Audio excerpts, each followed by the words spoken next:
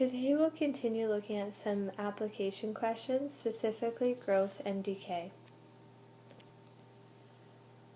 So when talking about growth and decay, we are looking at this over time. And what we are working with is our general equation, y equals k times a to the power of x. So you should write this in the box provided, where y is the amount after x time periods,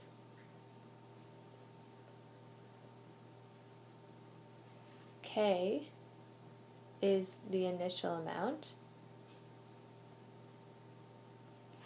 a is your growth or decay factor,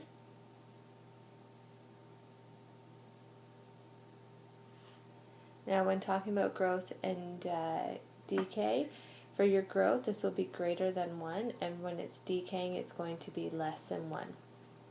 And x is the number of time periods.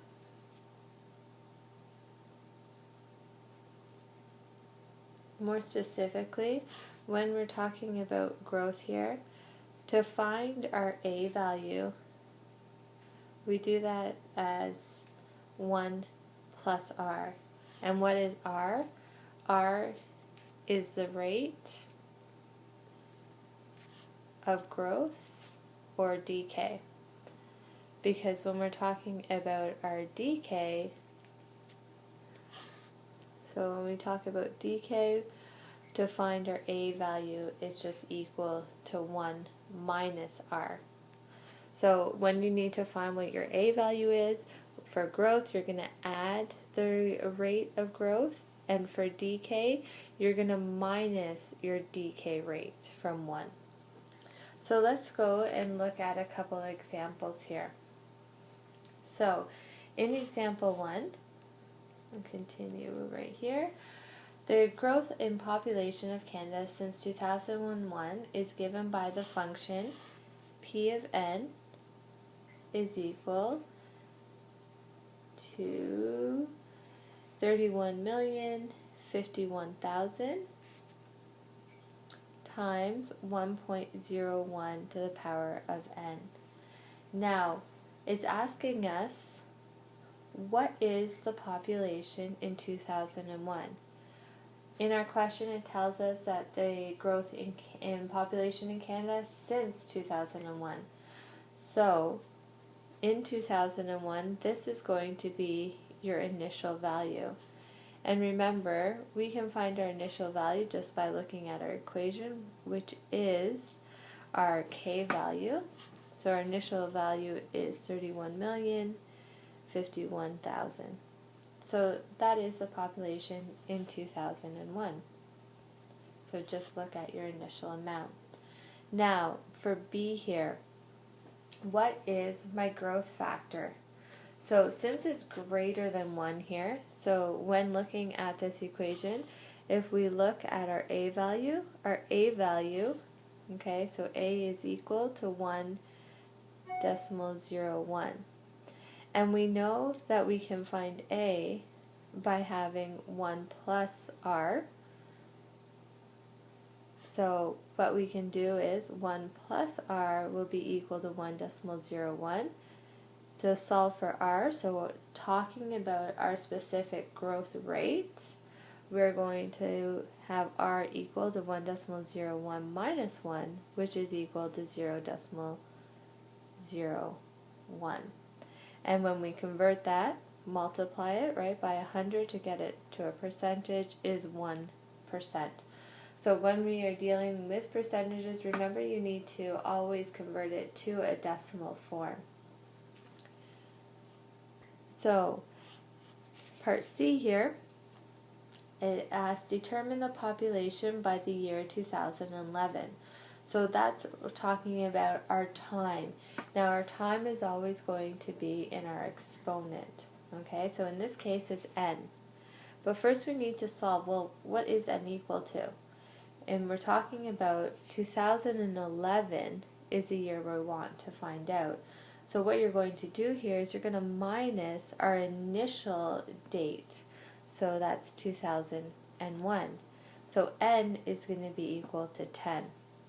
So from there, you're just going to sub in 10 for your n value. So P at 10 is equal to 31,051,000 times 1.01 to the power of 10. Now follow BEDMAS first. So first step is, remember, deal with your exponents here.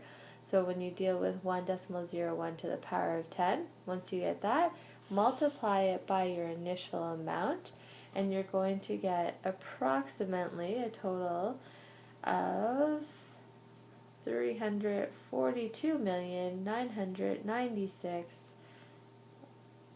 Oops, sorry, I read that wrong. 34,299,622. So that will be my population in 2011. Make sure that you do always follow this up with a therefore statement. Now we're going to look at part D. So when we're looking at part D here, in what year does the population reach 33 million? So what is 33 million? Well, 33 million is the amount after X time periods. So our P is going to be equal to 33 million. So what we're going to do, we're going to set 33 million equal to our equation here. So it's equal to 31,051,000. Oops, I forgot a zero there, times 1.01 to the power of n. So since we're trying to solve for n here, we need to try to isolate that.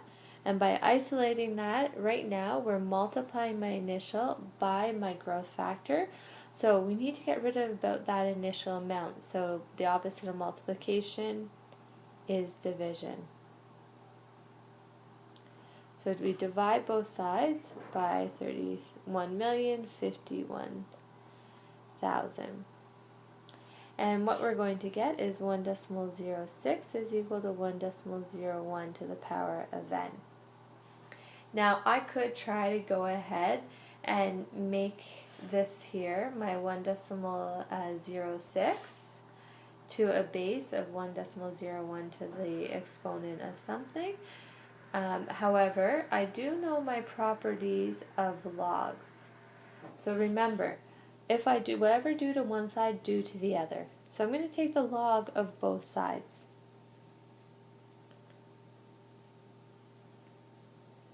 Okay, and when I take the log of my right hand side here, properties of logs, when I do this, I can actually bring my exponent in front of my log. And this is just a property of logarithms. So now I'm trying to find n, so I'm going to divide both sides by log 1.01, because log 1.01 is a term, okay, so it has to stay together. Okay, we do this so that we can solve for our n, so therefore n is approximately equal to 5.9, so we're going to say n is approximately equal to 6. And what is 6? 6 is the number of years. But what does that represent when we're talking about actual dates?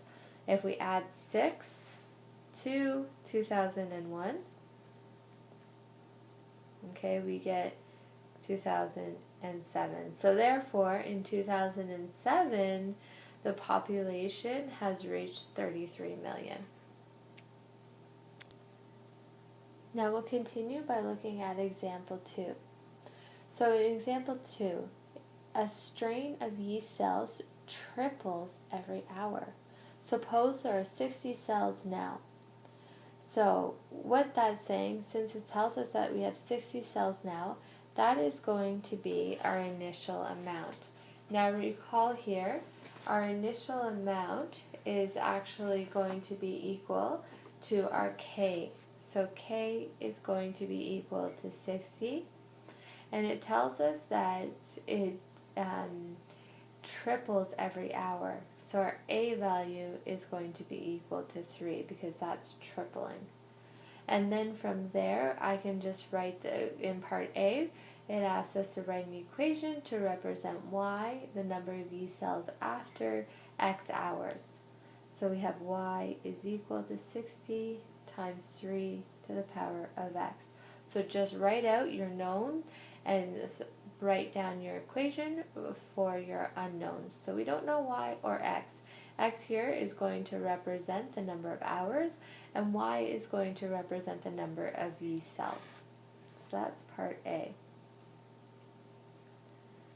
Now in part B, how many cells will there be 5 hours from now?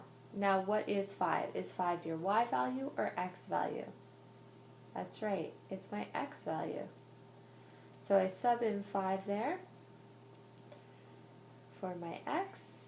And when I calculate using my BEDMAS again, I get 14,580. Always remember these should be followed up with a therefore statement as well. Now in part C, when will there be 1,180,980 cells? So what is that? That now is my Y value. So what am I going to do with that? Well, I'm just going to sub it in for my Y value and solve. So this is equal to 60 times 3 to the power of X. Now we're trying to solve for X. First step, we need to get rid of this 60 here. So we do that by dividing both sides by 60. When we divide both sides by 60, we get 19,683 is equal to 3x. Now here, I can change 19,383 actually to the same base. So 3 to the power of 9 is equal to 3x. Or you could have used logs, you'll get the same answer. So therefore, since my bases are the same, I can set my exponents equal to one another. Okay? Try it out using logs as well so that you can see it will give you the same answer. Now in part D, what is a domain and range? Now domain and range, remember, is always in terms of X and Y. Domain is always going to be in terms of X, and your range is always going to be in terms of Y. So your domain is equal to X as an element of the real numbers such that, can X be negative? Can you have negative hours from now? No. So X is going to have to be greater than or equal to 0. Now what about our range? Now our range, remember, Y is an element of the real numbers such that, well, what can Y be? Is Y going to ever be less than 60? If it's tripling every hour, will it ever be less than 60? It starts at 60, but it's never going to be less than 60. So Y is going to be greater than or equal to 60. So when talking about range, always look at your initial value. When talking about domain, think about what you're actually discussing. We're talking about hours from now. So we're not talking about what was it 3 hours ago. We want to know what it is 3 hours from now. Now in our next example, this should be example 3, but it's again another example 2. A photocopier sells for $12,000. Each year it depreciates. Now what does depreciate mean? Is this going to be a growth or decay problem? That's right, it's going to be a decay problem. So, or it decreases in value by 15%. So in part A, what is the decay factor as a decimal? So remember, when we're talking about decay factor, so that's our A is equal to 1 minus R. Now what is R? What's our rate of decrease? It's 15%. But 15% as a decimal, we all know is 0.15, because we can just divide that by 100. So our decay factor is going to be 1 minus 0.15, which is equal to 0.85. So that's our decay factor. Now, if it was a growth factor, we would be adding R instead, not subtracting R. Now, in part B, write an equation to represent the value, Y dollars, of the photocopier when it is X years old. Okay, it makes sense, right? It's going to depreciate after a certain amount of years. So every year, it's just like a car. You drive it off of the lot, it starts depreciating. Okay, so you always think about depreciating. It makes sense that it's going to depreciate. It's not going to get more expensive. It's actually going to get less expensive. So what do I know here? I know that my photocopier, so my initial value, so K, is $12,000. And I also know that my decay factor from part A is 0.85. So therefore, I have Y equals 12,000 times 0.85 to the power of X. Okay, where X here is your years old. Now part C. Estimate the value of the machine when it is 5 years old. So what is 5? 5 is our X value. So we have Y equals 12,000 times 0.85 to the power of 5. Remember, follow bed math. We're going to do the 0.85 to the power of 5 first, right? Always it goes brackets, exponents, division, multiplication, addition, subtraction. If there is no brackets, okay, there are brackets here, however, it's because there's an exponent, deal with the exponent, okay? And when we do that and then multiply by the 12,000, we're going to get $5,324.46. So you can follow that up with a therefore statement as well. Now in D, we want to know what is your domain and range. So X, domain, always. Domain is equal to X is element of real numbers. So I'm always going to set up my domain exactly the same way. We always say X element of real numbers, okay? And then, is X going to be less than 0? Is it going to be greater than 0? We're talking about years, okay? We don't want to know how much it was a year before we bought it, because guess what? It was the exact same price. So X is going to be greater than or equal to 0. Now our range. Our range always deals with our Y. Y is an element of the real numbers, such that, now, what is the value here? So think about this. Is the value ever going to be less than 0?